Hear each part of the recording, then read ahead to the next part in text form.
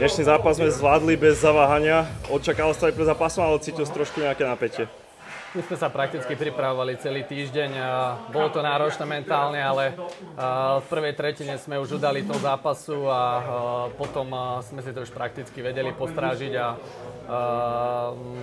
hrali sme organizovanie, jednoducho sme nedali týmu šancu a vezieme stadiaľ. To je veľmi dôležité, 3 body s veľmi pekným výsledkom. K výsledku si aj ty prispel 2 gólmi, ako si videl tieto situácie?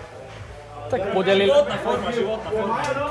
podelili sme sa o to viacerí a tie situácie jednoducho vyplynuli z dobrej práce celej päťky. Nechcel by som to nejak vyzdvihovať. Naozaj, čo by som chcel vyzdvihnúť, je sila tohto kolektívu a naozaj, že sme skvelá partia.